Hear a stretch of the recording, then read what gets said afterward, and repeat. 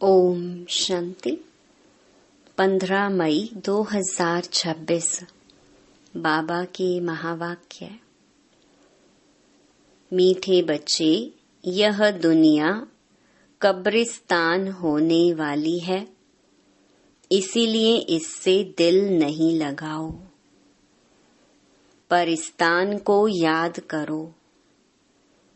प्रश्न: तुम गरीब बच्चों जैसा खुश नसीब दुनिया में कोई भी नहीं। क्यों? उत्तर: क्योंकि तुम गरीब बच्चे ही डायरेक्ट उस बाप के बने हो जिससे सद्गति का वर्षा मिलता है। गरीब बच्चे ही पढ़ते हैं। साहूकार यदि थोड़ा पढ़ेंगे भी तो उन्हें बाप की याद मुश्किल से रहेगी। तुम्हें तो अंत में बाप के सिवाय और कुछ भी याद नहीं आएगा, इसीलिए तुम सबसे खुश नसीब हो। गीत: दिल का सहारा टूट ना जाए। ओम शांति। बच्चों प्रति बाप समझा रहे हैं और बच्चे समझ रहे हैं कि बरोबर यह जमाना अब कब्रिस्तान बनने वाला है। पहले यह जमाना परिस्तान था, अब पुराना हो गया है, इसीलिए इनको कब्रिस्तान कहते हैं। सबको कब्र दाखिल होना है। पुरानी चीज कब्र दाखिल होती है, अर्थात मिट्टी में मिल जाती है। यह भी सिर्फ तुम बच्चे ही जानते हो, दुनिया नहीं जानती। कुछ विलायत वालों को मालूम होता है कि कब्र दाखिल होने का समय दिखता है। तुम बच्चे भी जानते हो कि परिस्तान स्थापन करने वाला हमारा बाबा फिर से आया हुआ है। बच्चे यह भी समझते हैं, अगर इस कब्रिस्तान से दिल लगाई तो घाटा पड़ जाएगा। अभी तुम बेहद के बाप से बेहद सुख का वर्षा ले रहे हो, सो भी कल्प पहले मुहाफिक। यह तुम बच्चों की बुद्धि में हर कदम रहना चाहिए, तो यही मन मनाभव है। बाप की याद में रहने से ही परिस्तानी बनेंगे। भारत परिस्तान था और खंड परिस्तान नहीं बनते हैं। यह है माया रावण का पॉम्प। यह थोड़ा समय चलने वाला है। यह है झूठा शो। झूठी माया झूठी काया है ना। यह पिछाड़ी का भबका है। इनको देखकर समझते हैं स्वर्ग तो अभी है, पहले नर्क था। बड़े बड़े मकान बनाते रहते हैं। यह 100 वर्ष का शो है। टेलीफोन, बिजली, एरोप्लेन आदि यह सब 100 वर्ष के अंदर बनते हैं। कितना शो है, इसीलिए समझते हैं स्वर्ग तो अभी है। दिल्ली पुरानी क्या थी, अभी नई दिल्ली कैसे अच्छी बनी है। नाम ही रखा है न्यू दिल्ली। बापूजी चाहते थे नई दुनिया राम राज्य हो, परिस्तान हो। यह तो टेम्परेरी पॉम्प है। कितने बड़े बड़े मकान, फाउंटेन आदि बनाते हैं, इनको आर्टिफिशियल स्वर्ग कहा जाता है, अल्पकाल के लिए। तुम जानते हो इनका नाम कोई स्वर्ग नहीं है, इनका नाम नर्क है। नर्क का भी एक शो है। यह है अल्पकाल का शो। यह अभी गया कि गया। अब बाप बच्चों को कहते हैं, एक तो शांति धाम को याद करो। सब मनुष्य मात्र शांति को ढूंढते रहते हैं। कहाँ से शांति मिलेगी? अब यह सवाल तो सारी दुनिया का है कि दुनिया में शांति कैसे हो। मनुष्यों को यह पता नहीं कि हम सब वास्तव में शांति धाम के रहने वाले हैं। हम आत्माएं शांति धाम में शांत रहती हैं, फिर यहाँ आती हैं पार्ट बजाने। सो भी तुम बच्चों को मालूम है, अभी तुम पुरुषार्थ कर रहे हो सुख धाम जाने वाया शांति धाम। हर एक की बुद्धि में है हम आत्माएं अभी जाएंगी अपने घर शांति धाम। यहाँ तो शांति की बात हो नहीं सकती, यह है ही दुख धाम। सतयुग पावन दुनिया, कलयुग है पतित दुनिया। इन बातों की समझ अभी तुम बच्चों को आई है। दुनिया वाले तो कुछ भी नहीं जानते हैं। तुम्हारी बुद्धि में आया है, बेहद का बाप हमको सृष्टि चक्र के आदि मध्य अंत का राज समझाते हैं। फिर कैसे धर्म स्थापक आकर धर्म स्थापन करते हैं। अब सृष्टि में कितने अथाह मनुष्य हैं। भारत में भी बहुत हैं। भारत जब स्वर्ग था तब बहुत साहूकार थे और कोई धर्म नहीं था।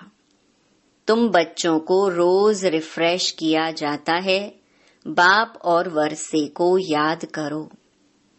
भक्ति मार्ग में भी यह चला आता है। हमेशा अंगुली दिखाते हैं कि परमात्मा को याद करो। परमात्मा अथवा अल्लाह वहाँ है, परंतु सिर्फ ऐसे ही याद करने से कुछ होता थोड़ी है। उनको यह भी पता नहीं है कि याद से क्या फायदा होगा। उनके साथ हमारा क्या संबंध है, जानते ही नहीं। दुख के समय पुकारते हैं, हे राम। आत्मा याद करती है, परंतु उनको यह पता नहीं है कि सुख शांति किसको कहा जाता है।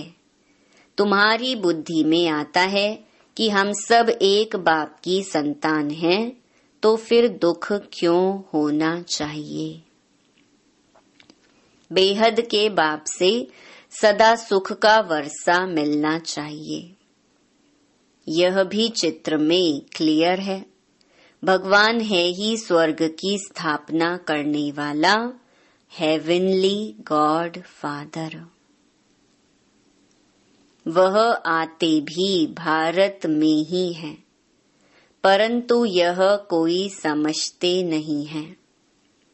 देवी देवता धर्म की स्थापना जरूर संगम पर ही होगी, सतयुग में कैसे होगी। परंतु यह बातें दूसरे धर्म वाले जानते नहीं। यह तो बाप ही नॉलेजफुल है, समझाते हैं आदि सनातन देवी देवता धर्म कैसे स्थापन हुआ। सतयुग की आयु लाखों वर्ष कहने से बहुत दूर कर देते हैं। तुम बच्चों को चित्रों पर ही समझाना है। भारत में इन लक्ष्मी नारायण का राज्य था। इन्होंने कैसे कब यह राज्य पाया, यह नहीं जानते। सिर्फ कहते हैं यह सतयुग के मालिक थे। उनके आगे जाकर भीख मांगते हैं तो अल्पकाल के लिए कुछ न कुछ मिल जाता है। कोई दान पुण्य करते हैं, उनको भी अल्पकाल के लिए फल मिल जाता है। गरीब पंचायत के मुखी को भी इतनी ही खुशी रहती है जितनी साहूकार मुखी को। गरीब भी अपने को सुखी समझते हैं। बॉम्बे में देखो गरीब लोग कैसे कैसे स्थानों पर रहते हैं। तुम बच्चे अभी समझते हो भल करोड़पति हैं, परंतु कितने दुखी हैं। अभी तुम कहेंगे हमारे जैसा खुश नसीब और कोई नहीं। हम डायरेक्ट बाप के बने हैं, जिससे सद्गति का वर्षा मिलता है। बड़े बड़े आदमी कभी भी ऊंच पद पा ना सके। जो गरीब हैं वह साहूकार बन जाते हैं। पढ़ते तुम हो वह तो अनपढ़ हैं। करके थोड़ा पढ़ेंगे भी तो भी बाप की याद में रह नहीं सकते। अंत में तुमको सिवाय बाप के और कुछ भी याद नहीं रहना है। जानते हो यह सब कब्रिस्तान होना है। बुद्धि में रहना चाहिए यह जो हम धंधा आदि करते हैं थोड़े समय के लिए हैं।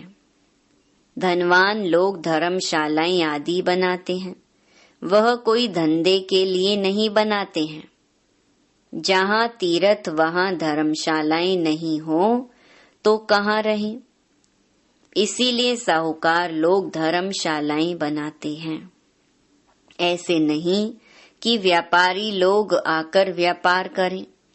धर्मशाला तीर्थ स्थानों पर बनाई जाती हैं।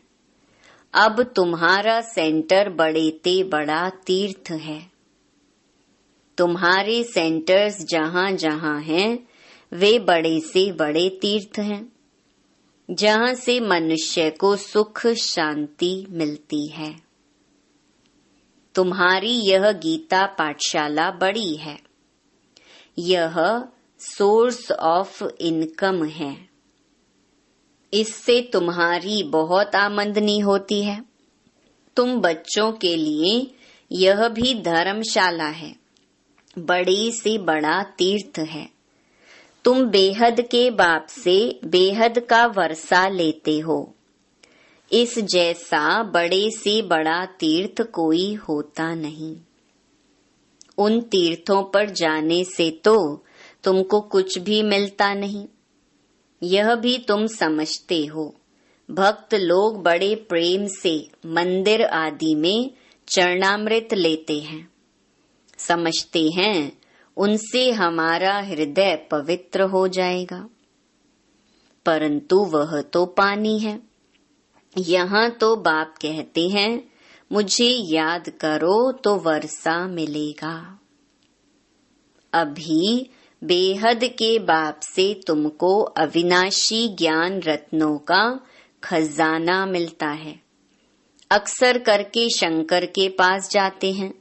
समझते हैं अमरनाथ ने पार्वती को कथा सुनाई। तब कहते हैं भर दे झोली। तुम अविनाशी ज्ञान रत्नों से झोली भरते हो। बाकी अमरनाथ कोई एक को थोड़े ही बैठकर कथा सुनाएगा। जरूर बहुत होंगे और वह भी मृत्यु लोक में ही होंगे। सूक्ष्म वतन में तो कथा सुनाने की दरकार ही नहीं। अनेक तीर्थ बनाए हैं। साधु संत महात्मा आदि ढेर जाते हैं। अमरनाथ पर लाखों आदमी जाते हैं। कुंभ के मेले पर गंगा स्नान करने सबसे जास्ती जाते हैं। समझते हैं हम पावन बनेंगे। वास्तव में कुंभ का मेला यह है। वह मेले तो जन्म जन्मांतर करते आए, परंतु बाप कहते हैं इससे वापस अपने घर कोई भी जा नहीं सकते, क्योंकि जब आत्मा पवित्र बने तब जा सके। परंतु अपवित्र होने के कारण सबके पंख टूटे हुए हैं। आत्मा को पंख मिले हैं योग में रहने से। आत्मा सबसे तीखी उड़ती है। कोई का हिसाब किताब लंदन में अमेरिका में होगा तो झट उड़ेंगे, वहां सेकंड में पहुंच जाते हैं। लेकिन मुक्ति धाम में तो जब कर्मातीत हो तब जा सके। तब तक यहाँ ही जन्म मरण में आते हैं। जैसे ड्रामा टिक टिक हो चलता है, आत्मा भी ऐसे है। टिक हुई यह गई। इन जैसी तीखी और कोई चीज होती नहीं। ढेर की ढेर सब आत्माएं मूल वतन में जाने वाली हैं। आत्मा को कहाँ का कहाँ पहुँचने में देरी नहीं लगती है। मनुष्य यह बातें समझते नहीं। तुम बच्चों की बुद्धि में आता है कि नई दुनिया में जरूर थोड़ी आत्माएं होंगी और वहां बहुत सुखी होंगी। वही आत्माएं अब 84 जन्म भोग बहुत दुखी हुई हैं। तुमको सारे चक्कर का मालूम पड़ा है। तुम्हारी बुद्धि चलती है और कोई मनुष्य मात्र की बुद्धि नहीं चलती। प्रजापिता ब्रह्मा भी गाया हुआ है। कल्प पहले भी तुम ऐसे ही ब्रह्मा कुमार कुमारी बने थे। तुम जानते हो कि हम प्रजापिता ब्रह्मा के बच्चे हैं। हमारे द्वारा बाबा स्वर्ग की स्थापना करा रहे हैं। जब नंबरवार पुरुषार्थ अनुसार लायक बन जाएंगे तो फिर पुरानी दुनिया का विनाश होगा। त्रिमूर्ति भी यहाँ ही गाया हुआ है। त्रिमूर्ति का चित्र भी रखते हैं। उसमें शिव को दिखाते नहीं। कहा भी जाता है ब्रह्मा द्वारा स्थापना। कौन कराते हैं? शिव बाबा। विष्णु द्वारा पालना। तुम ब्राह्मण अभी लायक बन रहे हो देवता बनने के लिए। अभी तुम वह पार्ट बजा रहे हो, कल्प के बाद फिर बजाएंगे। तुम पवित्र बनते हो, कहते हो बाबा का फरमान है काम रूपी शत्रु को जीतो, मामेकम याद करो। बहुत सहज है। भक्ति मार्ग में तुम बच्चों ने बहुत दुख देखे हैं। करके थोड़ा सुख है तो भी अल्पकाल के लिए। भक्ति में साक्षात्कार होता है सो भी अल्पकाल के लिए तुम्हारी आश पूरी होती है। यह साक्षात्कार होता है वह भी मैं कराता हूँ। ड्रामा में नूंद है। जो पास्ट हुआ second by second drama shoot किया हुआ है। ऐसे नहीं कहते हैं अब शूट हुआ, नहीं, यह तो अनादि बना बनाया ड्रामा है। कितने भी एक्टर्स हैं सबका पार्ट अविनाशी है। मोक्ष को कोई नहीं पाते हैं। सन्यासी लोग कहते हैं हम लीन हो जाते हैं। बाप समझाते हैं तुम अविनाशी आत्मा हो। आत्मा बिंदी है। इतनी छोटी सी बिंदी में 84 जन्मों का पार्ट नोंधा हुआ है। यह चक्कर चलता ही रहता है। जो पहले पहले पार्ट बजाने आते हैं वही 84 जन्म लेते हैं। सब तो ले ना सके। तुम्हारे सिवाय और कोई की बुद्धि में यह नॉलेज नहीं है। ज्ञान का सागर एक ही बाप है। तुम जानते हो हम बाप से वर्षा ले रहे हैं। बाप हमको पतित से पावन बनाते हैं। सुख और शांति का वर्षा देते हैं। सतयुग में दुख का नाम निशान नहीं होता। बाप कहते हैं आयुष्मान भव, धनवान भव। निवृत्ति मार्ग वाले ऐसी आशीर्वाद दे ना सके। तुम बच्चों को बाप से वर्षा मिल रहा है। सतयुग त्रेता है सुख धाम। फिर दुख कैसे होता है यह भी कोई नहीं जानते। देवताएं वाम मार्ग में कैसे जाते हैं वह निशानियां हैं। जगन्नाथपुरी में देवताओं के चित्र ताज आदि पहने हुए दिखाते हैं। फिर गंदे चित्र भी बनाए हैं, इसीलिए उनकी मूर्ति भी काली रखी है, जिससे सिद्ध होता है देवताएं वाम मार्ग में जाते हैं तो अंत में बिल्कुल काले बन पड़ते हैं। अभी तुम जानते हो भारत कितना सुंदर था। फिर तमो प्रधान बनना ही है। ड्रामा प्लान अनुसार। अभी संगम पर तुमको यह नॉलेज है। बाप है नॉलेजफुल।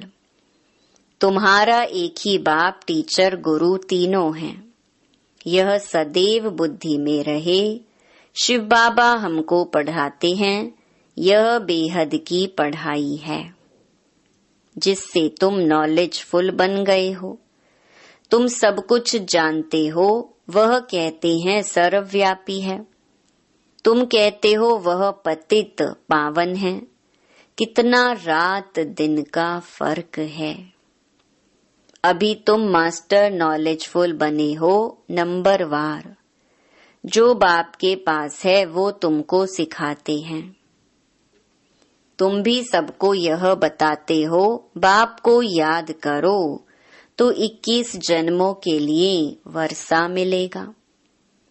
अच्छा, मीठे मीठे सिकिलधे बच्चों प्रति माता पिता बाप दादा का याद प्यार और गुड मॉर्निंग।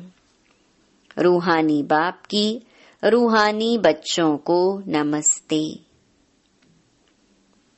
धारणा के लिए मुख्य सार। पहला, स्वयं रिफ्रेश रहकर औरों को रिफ्रेश करने के लिए बाप और वर्षे की याद में रहना है और सबको याद दिलाना है। दूसरा, इस पुरानी दुनिया से, इस कब्रिस्तान से दिल नहीं लगानी है। शांति धाम, सुख धाम को याद करना है।